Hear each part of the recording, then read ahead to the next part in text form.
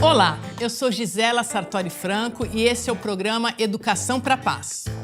Hoje nós vamos falar sobre palavras que curam na escola. Bonito, né? E para isso, contamos com a participação de Paolo Tivita, diretor da UME Florestan Fernandes. Paolo, muito obrigado pela sua presença. Imagina, eu que agradeço pela oportunidade. Então, Paolo, você sabe que a gente esteve nas escolas fazendo perguntas para os jovens sobre esse tema que nós vamos conversar aqui. E a primeira pergunta foi de um estudante do Fundamental 1. Quais palavras devo evitar para não magoar alguém? Que bacana, né, Paula? Essa garota já está atenta com as palavras que realmente, às vezes, machucam as pessoas. Se a gente tem esse cuidado, a gente pode evitar muitos conflitos e muita briga, né? Como é que você tem visto isso na prática? Bom, primeiro, parabéns, né? Tão jovem e já pensando em relação a isso. Ela está no caminho certo. A primeira coisa que a gente tem que pensar é se eu estou muito nervosa, né? Se eu estou muito tensa, muito brava para falar o que ela tem que falar. Né? Então é melhor ela se acalmar um pouco e depois refletir melhor o que ela tem que fazer e aí ela falar aquele sentimento que ela está sentindo. Exatamente, exatamente. Porque às vezes cala a boca, ou eu não quero te ouvir, corta a possibilidade de futuramente você com a cabeça um pouco mais tranquila, mas você ter uma conversa com aquela pessoa. Então, o primeiro momento que é o mais impactante, dizem que é os 30 segundos, né? Eu ouvi falar, 30 segundos é de palavra que não vai ajudar. Então, se você não quer magoar, guarda esses 30 segundos para você, respira fundo, né? E aí depois você vai encontrar uma palavra que não fale do outro, não faça julgamento do outro. E sim, você começa a falar, olha, eu fiquei muito aborrecida com aquilo.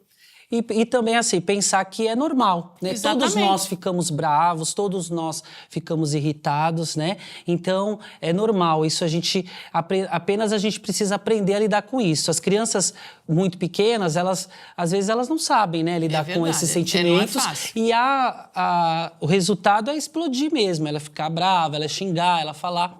No entanto, com o passar do tempo, com muito exercício, a gente até enquanto adulto, a gente consegue controlar isso. E a gente vai passando isso para eles, né? Muito bacana, muito bacana. E sabe outra coisa que eu pensei também? Uma coisa meio inversa, assim, que às vezes o jovem está tão preocupado em não magoar o amigo, que às vezes, em algumas situações, acaba falando ou fazendo coisas que ele não queria bem, mas para justamente não magoar o outro. Então, às vezes acontece, não sei se vocês já passaram por isso, por uma situação que o amigo faz a gente fazer coisas que a gente não queria e a gente faz com medo de magoar ou de que ele perca a nossa amizade. Então, isso é uma coisa também que a gente tem que tomar cuidado. A gente não quer magoar o amigo, mas a gente tem que cuidar quais são os nossos princípios, o que a gente quer fazer e falar, para que o amigo também, às vezes, não interfira nessa minha escolha do que eu faço, do que eu falo. Faz sentido também? Sim, com certeza. Uma das competências da BNCC é o autoconhecimento, né? E aí eu acho importante isso, você perceber aquilo que você sente em determinadas situações, a questão da identidade, né?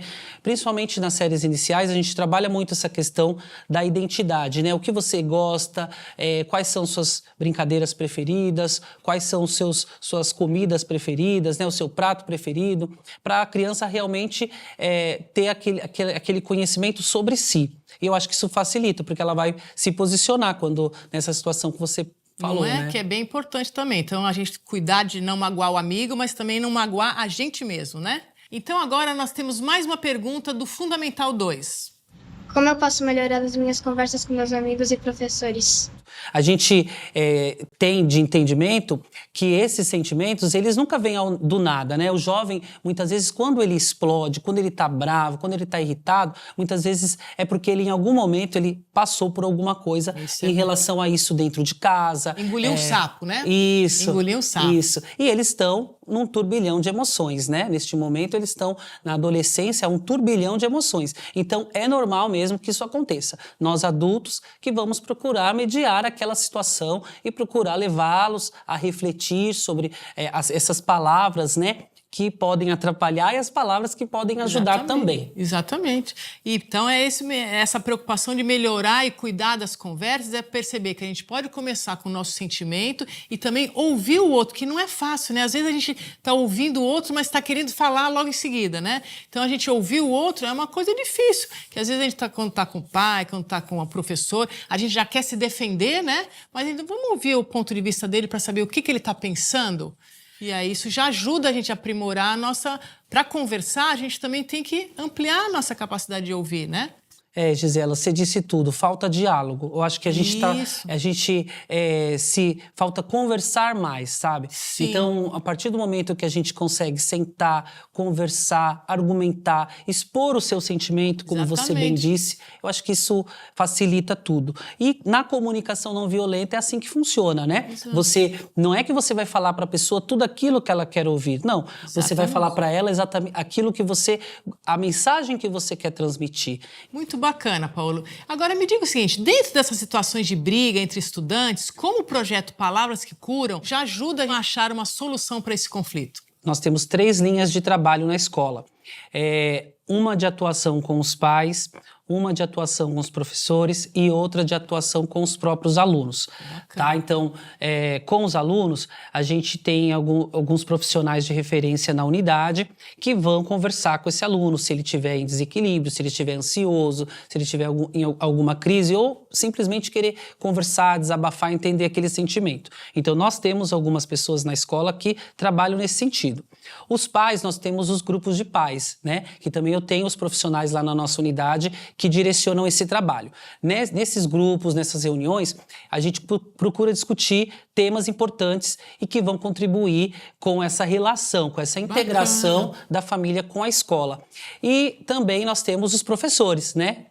Sempre importantes os professores para poder lidar com essas situações de conflito na sala de aula, porque acontece bastante, né? Entre eles e também, às vezes, um conflito ali com o professor.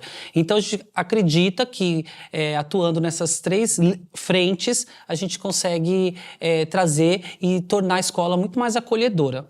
Então, Paulo, muito obrigado pela nossa conversa, pelas suas experiências. Na realidade, as suas palavras nos mostram, na prática, o poder do que falamos e como falamos, não é mesmo? Eu que agradeço a oportunidade e um abraço aí a todos os jovens que estão nos assistindo. Que bacana! Pois é, pessoal, saber dialogar, ouvir o outro e ter segurança para expressar o que sentimos é fundamental para a construção de relações saudáveis. Esse entendimento deve fazer parte da rotina dentro e fora da escola. Até a próxima!